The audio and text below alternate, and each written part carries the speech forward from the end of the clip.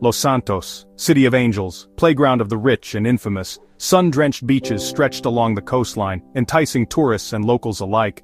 Palm trees swayed in the gentle breeze, casting long shadows on the manicured lawns of opulent mansions. Glittering skyscrapers pierced the azure sky, monuments to ambition and excess. The roar of sports cars echoed through the canyons, a symphony of wealth and power. But beneath the veneer of luxury and glamour, a darker current stirred. Los Santos was a city of dreams, yes, but also of shattered hopes and broken promises. The streets throbbed with a restless energy, a volatile mix of desperation and desire. Gangs carved out their territories, their colors a stark reminder of the ever-present threat of violence. In the shadows, whispers of corruption and vice spread like wildfire, fueled by those who sought to exploit the city's dark underbelly. For now, though, the sun shone brightly, casting a deceptive glow over the city's sins. The air crackled with the anticipation of the coming weekend, promising endless parties, illicit deals, and adrenaline-fueled escapades. But high in the hills that ringed the city, a different kind of anticipation was building, a force of nature that would soon shatter the fragile peace and expose the true face of Los Santos.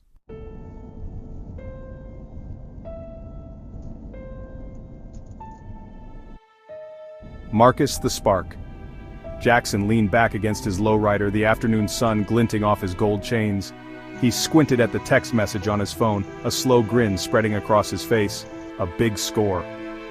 This could be his ticket out, a chance to finally escape the suffocating grip of Los Santos. Marcus had a past, one he wasn't proud of, but he was determined to carve out a better future for himself. This heist, if it went off without a hitch, could be his redemption.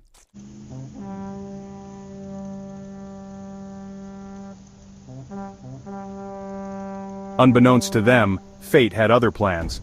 High above the city, a single spark, carried by the dry Santa Ana winds, ignited the parched brush in the hills. The flames, small and insignificant at first, quickly grew, fueled by the wind and the drought-stricken vegetation. The fire crackled and hissed, a hungry beast, awakening from its slumber. News of the wildfire spread slowly at first, dismissed as a minor brush fire easily contained. But the flames had a mind of their own, spreading rapidly through the canyons, driven by the relentless wind. Soon, the sky above Los Santos was choked with smoke, a menacing gray curtain that blotted out the sun. Panic began to ripple through the city as the smell of smoke permeated the air. Sirens wailed in the distance, growing closer and more insistent. On the news, frantic reports showed the fire raging out of control, consuming everything in its path. The calm facade of Los Santos began to crumble, replaced by a growing sense of dread.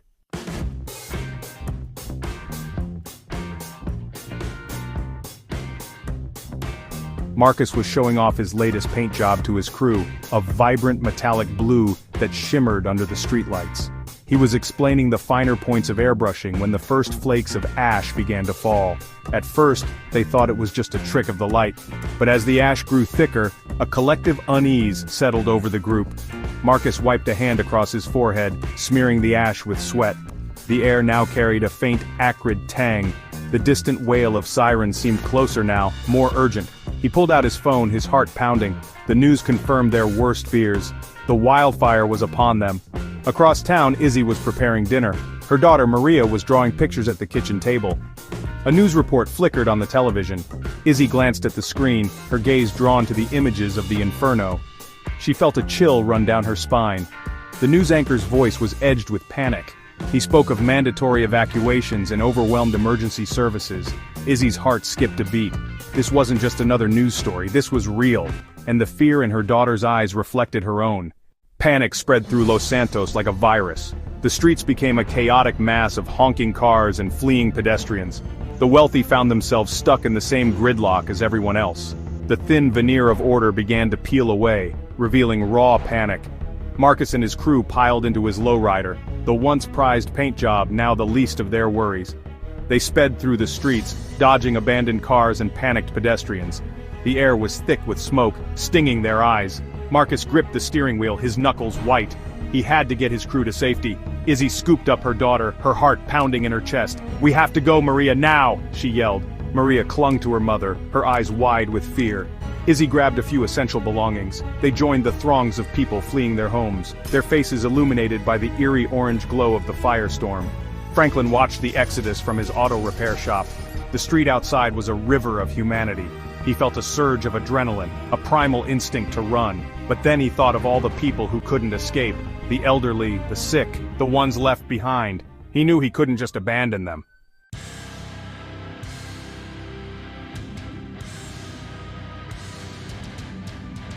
As darkness fell, the wildfire became a monstrous entity, its fiery tentacles reaching into the heart of Los Santos. The flames danced across the hills, casting flickering shadows that stretched and contorted into grotesque shapes. The air crackled with heat, the smoke so thick it was almost impossible to breathe. The evacuation had descended into chaos. Abandoned cars littered the streets, their horns blaring a mournful symphony. The emergency services, overwhelmed by the sheer scale of the disaster, were stretched thin, and in the shadows another kind of predator emerged, drawn by the scent of chaos and the promise of easy pickings. Looters, their faces hidden behind masks and bandanas, roamed the deserted streets, smashing windows and looting stores. They were a motley crew driven by desperation, greed, or simply a nihilistic urge to tear down everything in their path. They ransacked homes, terrorized those who remained, and added to the sense of lawlessness that gripped the city. Marcus and his crew, their escape route blocked by a wall of fire, found themselves trapped in the heart of the maelstrom. They watched in disbelief as gangs of looters ran rampant, their laughter echoing through the smoke-filled streets. They had escaped the fire only to find themselves facing a different kind of danger, one that preyed on fear and vulnerability.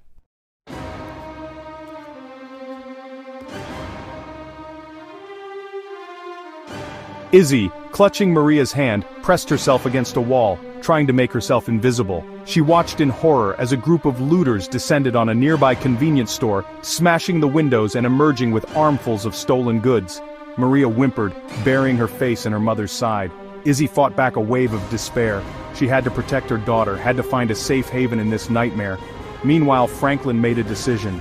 He couldn't stand by and watch his city burn, couldn't abandon his neighbors to the whims of fate. He grabbed a fire extinguisher, a wrench, anything that could be used as a weapon, and stepped out of his garage, his jaw set with determination. He would stand against the tide, a beacon of hope in the encroaching darkness. The wildfire raged on, a terrifying spectacle of destruction and chaos.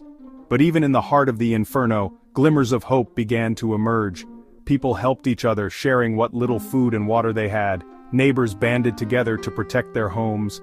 And in the darkest hour when all seemed lost, the true spirit of Los Santos, resilient and unyielding, began to shine through.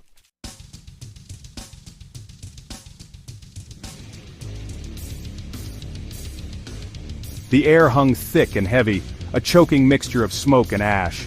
Los Santos, once a beacon of sun-drenched glamour, was now shrouded in a perpetual twilight, the sun a hazy red disk barely visible through the smoke-filled sky. Buildings, once gleaming symbols of wealth and ambition, stood blackened and scarred, some still smoldering, skeletal reminders of the inferno's wrath. The streets, littered with debris and the husks of burned-out cars, were eerily deserted. The cacophony of city life, the roar of traffic, the blare of sirens, the chatter of pedestrians, had been replaced by an unsettling silence, broken only by the crackle of burning embers and the distant howl of a stray dog.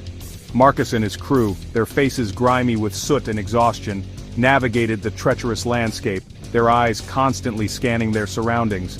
The air was thick with tension, every shadow a potential threat. The wildfire had transformed their city into a desolate wasteland, a lawless frontier where survival was the only law. They had spent the last few days scavenging for supplies, their movements furtive, their nerves frayed. The wildfire had burned through their usual haunts, leaving behind a trail of destruction and despair. Food, water, and gasoline were now precious commodities, fiercely hoarded and traded with a wary distrust.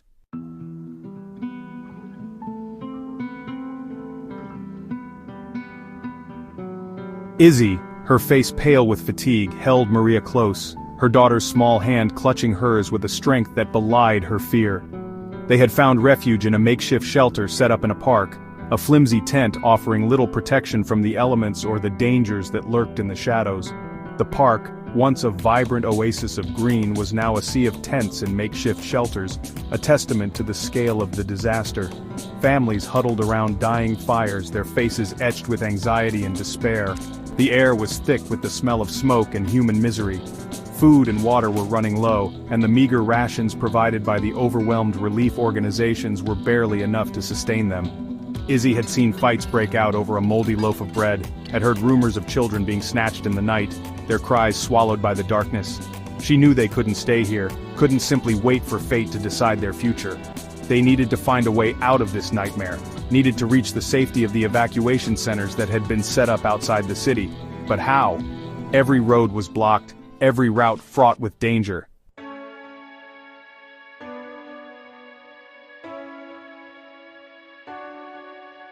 Franklin, his face grimy with soot and sweat, surveyed his handiwork.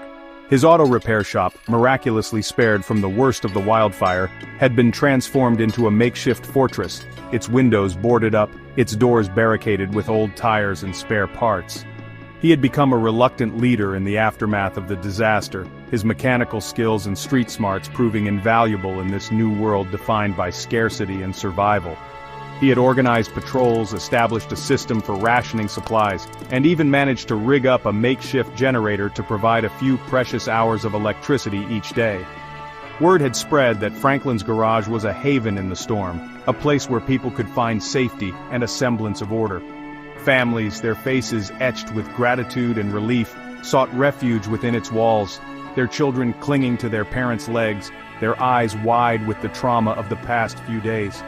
Franklin, who had always considered himself a lone wolf, found himself drawn to their plight, their vulnerability mirroring his own buried fears. He knew that the real test was yet to come, that the wildfire was just the first act in a tragedy that was far from over, but for now, he clung to the small victories, the shared meals, the laughter of children, the flickering flame of hope that refused to be extinguished.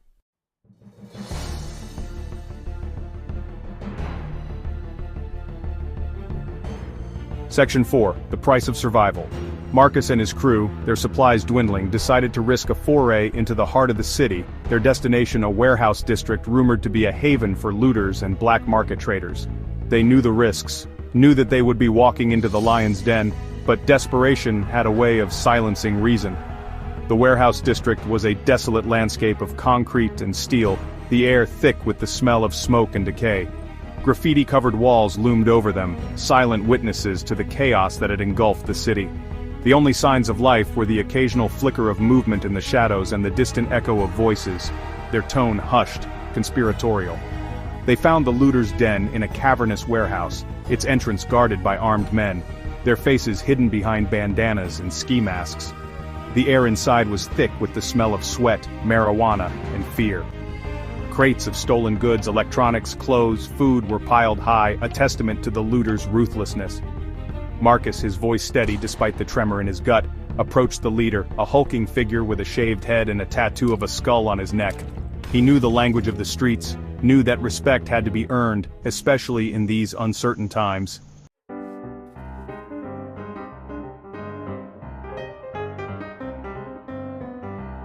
Section 5, Lines in the Sand.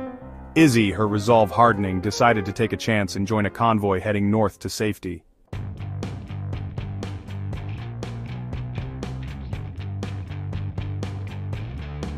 Section 1, Deals in the Dark. The warehouse air hung heavy with the stench of sweat and stolen goods. Marcus stood before the looters' leader, laying out their meager possessions. "We need safe passage," Marcus stated, his voice level. The leader, a canvas of scars, picked up a can of beans, a sardonic smile playing on his lips. "Safe passage is valuable," he grunted. "What makes you think you're worth it?" Marcus took a deep breath, knowing this was the point of no return.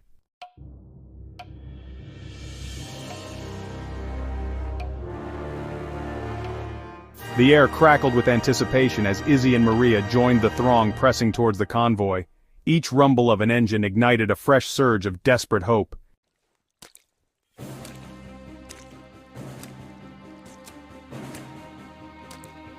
Marcus laid out his proposition, offering their skills for safe passage. The leader listened, amused by Marcus's audacity. "All right," he growled. "I have a use for you and your crew. There's a convoy leaving the city tomorrow. You report back to me, and you get your safe passage." Marcus felt relief, tempered by apprehension. He had just traded one danger for another. The real test was about to begin.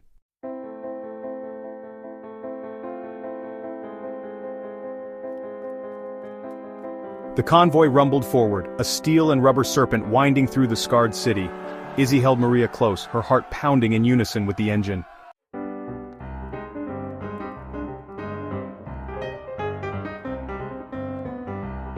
Section 5. The Sacrifice. Marcus, on a rooftop, watched the ambush unfold. He had tried to warn the convoy, but it was too late. He grabbed his weapon, knowing he had to act.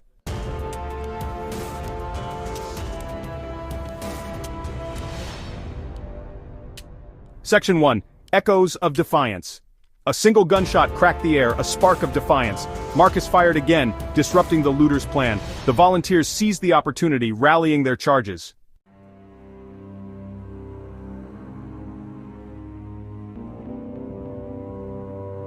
Section 2. The tide turns. Franklin moved through the chaos, determined to protect the convoy. He and his volunteers attacked the looters' flanks, fighting for survival. The looters began to panic, their plans unraveling.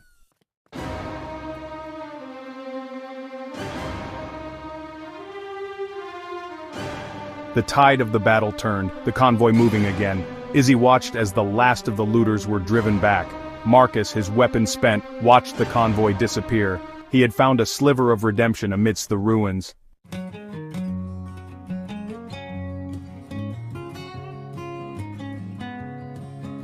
The road ahead was long, the path to recovery fraught with challenges. Los Santos, once a glittering monument, lay wounded. But amidst the ruins, a new spirit was emerging. Franklin's auto repair shop became a hub for the rebuilding effort. Izzy found a new purpose, volunteering at a makeshift clinic. Marcus found solace in rebuilding, using his skills for good. From the ashes, a new city was emerging, forged in the fires of adversity.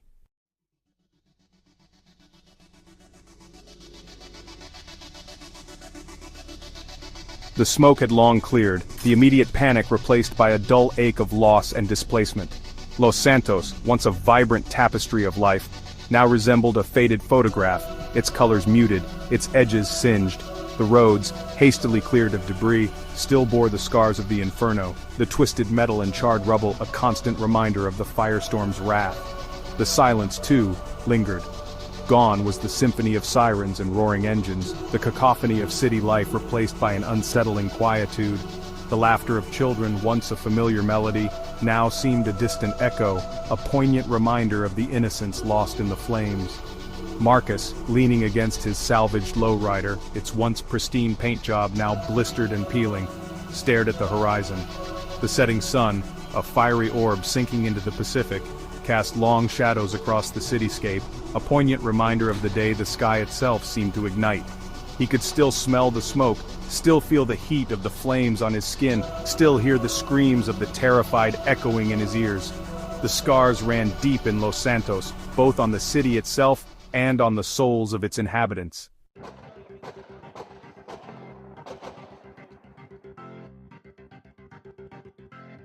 Yet, amidst the ruins, a resilient spirit bloomed.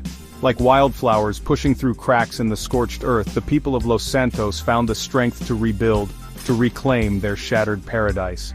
The shared experience, the collective trauma, had forged an unbreakable bond, a sense of community that transcended social divides and past grievances. Izzy, her arm wrapped protectively around Maria, watched a group of children playing in the shadow of a rebuilt apartment complex. Their laughter, pure and untainted by the horrors they had witnessed, was a symphony of hope, a testament to the indomitable spirit of humanity. The city, once defined by its excesses, now found strength in its simplicity. Neighbors helped neighbors, sharing what little food and resources they had. Soup kitchens sprang up on street corners, offering nourishment and a sense of community. The pursuit of wealth and status seemed trivial in the face of the shared struggle to rebuild their lives, their city. Los Santos, forged in the fires of chaos, had emerged not unscathed, but unbowed.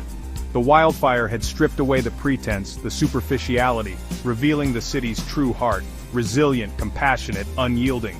The scars remained, a permanent reminder of the trials endured, but they were now badges of honor, testaments to the city's indomitable spirit. Los Santos had faced its demons and emerged stronger, its soul tempered in the flames, its spirit unbroken.